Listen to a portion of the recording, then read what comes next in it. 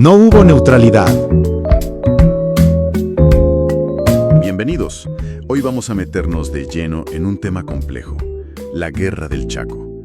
Ese conflicto entre Bolivia y Paraguay, allá por los años 30. Tenemos papeles interesantes, correspondencia, análisis históricos, económicos, y parece que cuentan una historia un poco distinta a la versión oficial.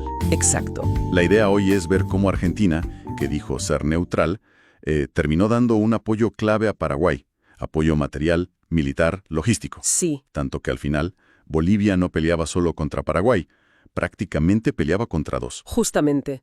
Vamos a ver cómo fue esa ayuda, por qué Argentina se metió así y qué impacto real tuvo. Siempre mirando lo que dicen las fuentes, claro, entender qué pasaba detrás de la diplomacia. Perfecto. Entremos ya. Desde que empezó la guerra, Paraguay empezó a pedir armas a Argentina, ¿no? Sí, intensificaron los pedidos. Y las fuentes indican que el presidente argentino, Agustín P. Justo, tomó la decisión. Dijo, vamos a ayudar a Paraguay a conseguir suministros. Lo cual era arriesgado, supongo. Bastante. Y lo interesante es cómo se movió gente dentro del gobierno argentino para que esto funcionara. Ministros clave, como el de Guerra, Rodríguez, o el de Marina, Casal. O sea, no fue solo el presidente. No. Ellos facilitaron todo. El transporte de armas, de suministros. A veces, fíjate, usaron barcos de la propia Armada Argentina. Hay testimonios. ¿Así? Sí, como el del almirante Isaac Rojas.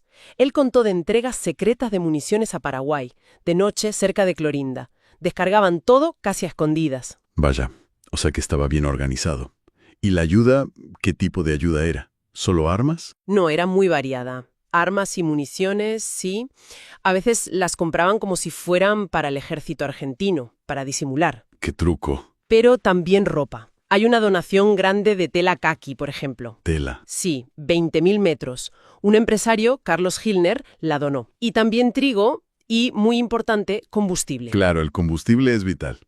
¿Y eso cómo lo manejaban? Ahí entraba YPF, la petrolera estatal argentina. Ellos gestionaban el envío de forma muy discreta. Salía desde arsenales argentinos, a veces usando puertos privados como Puerto Alicia, que era una estancia. Todo muy, digamos, secreto. ¿Y esto siguió incluso después de declararse neutrales oficialmente? Exacto. Argentina declara la neutralidad en mayo del 33, pero los mensajes a Paraguay eran, bueno, en la práctica todo sigue igual. O sea, una neutralidad de palabra. Benévola para Paraguay y estricta para Bolivia. El propio canciller argentino, Saavedra Lamas, aconsejaba discreción total. Vale, entiendo la mecánica. Pero, ¿por qué? ¿Por qué Argentina se arriesgaba tanto con esta ayuda secreta? ¿Qué intereses había?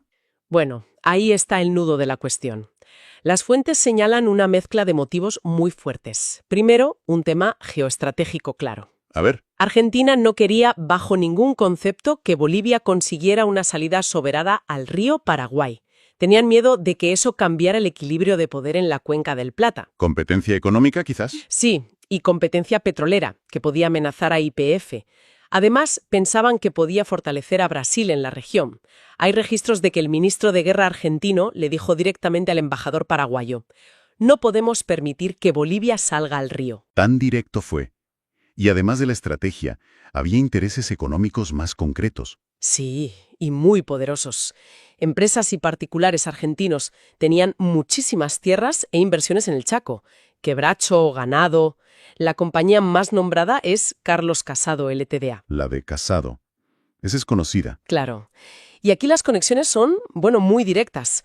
El presidente Justo era concuñado del administrador de la empresa, José Casado Sastre. Ah, mira tú, con cuñados. Y el canciller, Saavedra Lamas, había sido abogado de la compañía Casado. Los ferrocarriles de esa empresa fueron vitales, absolutamente vitales, para mover al ejército paraguayo en el Chaco. O sea que el gobierno de Justo estaba protegiendo intereses muy cercanos. Totalmente. Incluso protestaron formalmente cuando Bolivia bombardeó Puerto Casado, que era un puerto industrial de la empresa, pero también una base logística clave para Paraguay. Entiendo. Intereses estratégicos, económicos, conexiones personales. Y mencionabas algo de la prensa. Sí, también había lazos históricos y políticos entre las élites de Argentina y Paraguay, y una campaña muy fuerte en la prensa argentina a favor de Paraguay, que el embajador paraguayo, Rivarola, supo manejar muy bien. Con todo esto sobre la mesa, ¿cómo se tradujo esta ayuda en el campo de batalla? ¿Qué impacto tuvo en la guerra misma? Pues fue decisivo, definitivamente decisivo. Permitió que Paraguay, aunque era más pequeño y en teoría con menos recursos que Bolivia, Sí. estuviera mucho mejor preparado y sostenido logísticamente. Podían conseguir armamento variado, reponer lo que perdían, todo gracias a esta vía argentina. Y eso les permitió llevar adelante su estrategia de guerra, esos movimientos envolventes que usaron. Claro. Mientras tanto, Bolivia. Bolivia lo tenía muchísimo más complicado. Argentina les bloqueaba suministros clave. Sus tropas, muchas venían del altiplano, sufrían enormemente con el terreno y el clima del Chaco. Hostil para ellos, ¿sí? Muy hostil. Algunas fuentes dicen que tenían más bajas por enfermedades que por combate directo. Y encima, como decíamos, se enfrentaban a un Paraguay que tenía la logística asegurada en gran parte por Argentina. Lo que decíamos al principio, Bolivia luchando contra dos en la práctica. Exactamente. Virtualmente peleaba en dos frentes. Uno militar directo con Paraguay y otro logístico y material con Argentina. Entonces, si unimos todo lo que hemos visto en las fuentes, ¿la neutralidad argentina fue más bien una fachada diplomática? Parece que sí. La intervención encubierta, que estaba motivada por intereses estratégicos y económicos muy profundos, inclinó la balanza, y le inclinó claramente a favor de Paraguay. En resumen, Bolivia no solo se enfrentó a Paraguay, sino también a todo el peso logístico, material y hasta político, podríamos decir, de Argentina operando por detrás. Sí, y eso nos hace replantearnos qué significa realmente la neutralidad en los conflictos internacionales, ¿no? ¿Cuáles son los intereses ocultos? Totalmente. Y quizá para dejar a nuestra audiencia pensando, si consideramos todo esto, los enormes intereses económicos, las conexiones personales en el poder argentino, las acciones secretas que las fuentes documentan, Ajá. podríamos llegar a interpretar la Guerra del Chaco no solo como Bolivia contra Paraguay, sino como una manera indirecta de Argentina asegurando sus propios intereses, su hegemonía en la zona, utilizando a Paraguay casi como un instrumento. Es una pregunta fuerte, pero que surge directamente de analizar estos datos. Una forma indirecta de proyectar su poder e intereses. Definitivamente, algo sobre lo que seguir reflexionando.